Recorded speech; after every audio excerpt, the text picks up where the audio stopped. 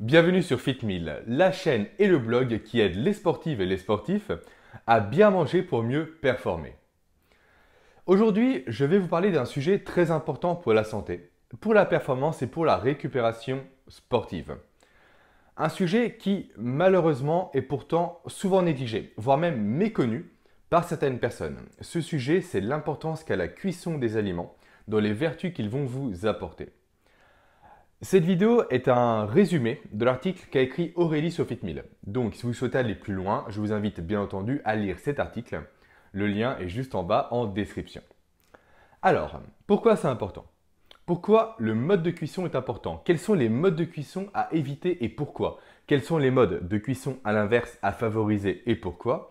Et enfin, quelles sont les implications pour nous, les sportifs? Voici le plan de la vidéo d'aujourd'hui. Donc, ouvrez bien les oreilles, soyez attentifs et restez concentrés sur ce que je vais vous dire, car la vidéo risque littéralement de changer vos habitudes alimentaires. Commençons par le début. Pourquoi devez-vous vous inquiéter de la façon dont vous cuisez vos aliments? En fait, quand vous allez cuire un aliment, vous allez procéder à une modification. Vous allez modifier son profil nutritionnel. Vous allez modifier le cœur même de l'aliment pour le faire passer d'un état A à un état B, d'un état cru à un état cuit. Et l'étendue de cette modification, comprenez ici le degré, sans mauvais jeu de mots, de modification, va être impactée par deux facteurs, le facteur temps et le facteur intensité. Plus un aliment va être cuit à haute intensité, ou plus il va être cuit longtemps, plus il va perdre de ses qualités nutritives. Et de fait, moins il sera intéressant pour vous, pour votre santé, pour votre organisme et pour vos performances. Mais pourquoi? Qu'est-ce qui se passe lors de la cuisson d'un aliment pour que l'on passe d'un aliment bon à un aliment moins intéressant au niveau nutritionnel, voire carrément à un aliment, dans certains cas, néfaste pour la santé, pour la performance et pour la récupération? En fait, tout se résume en trois lettres. Les lettres AGE. AGE pour Advanced Glycation End Products. Désolé pour l'accent anglais. En français, ça donne produit de glycation avancée. En fait, ces produits sont des substances issues de la réaction entre un sucre, comprenez ici glucides au sens large du terme, et des résidus de protéines. Et ces AGE sont soupçonnés d'accélérer le vieillissement de notre organisme. Et cette réaction entre sucre et résidus de protéines se produit, vous l'avez compris je pense, lors de la cuisson de nos aliments. Les scientifiques l'appellent la réaction de Maillard, car elle a été découverte par un scientifique du même nom, scientifique français en plus.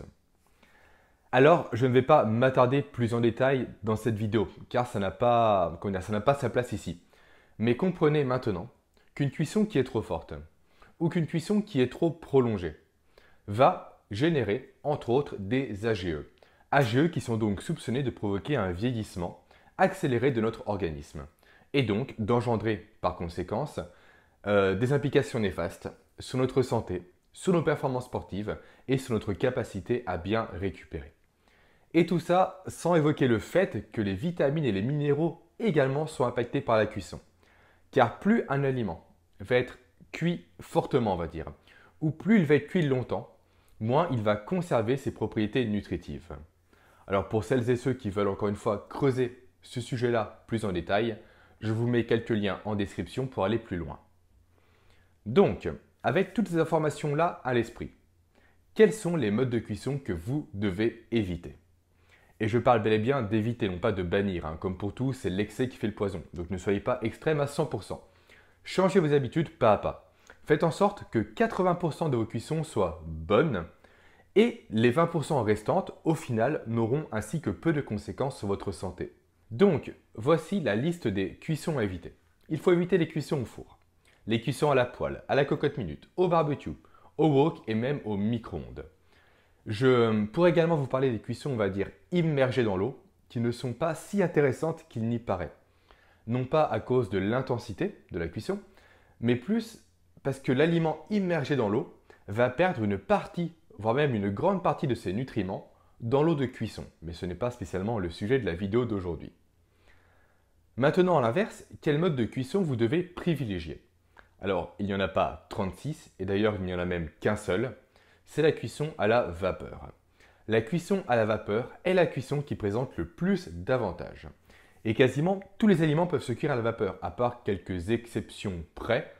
Et ces exceptions feront partie dans vos 20%, on va dire. Donc ça n'aura que peu d'impact sur votre santé, sur vos performances et sur votre récupération. Pour cuire vos aliments à la vapeur, il y a plusieurs moyens qui vont se présenter à vous.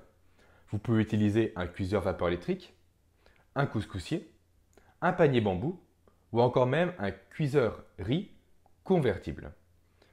Mais le mieux, il y a véritablement un must-have, on va dire, c'est le vitaliseur. Parce qu'en fait, le vitaliseur va vous permettre de cuire vos aliments à ce qu'on appelle la vapeur douce, une vapeur qui ne va pas dépasser les 100 degrés et qui permet ainsi de conserver la majeure partie des vertus de vos aliments. Vous pouvez vous tourner, idéalement, je pense, vers le vitaliseur de Marie. Il y a un lien juste en bas en description. C'est le vitaliseur que l'on va bientôt s'acheter avec Aurélie pour faire nos propres cuissons. Donc voilà. Si on résume, quel est le meilleur mode de cuisson?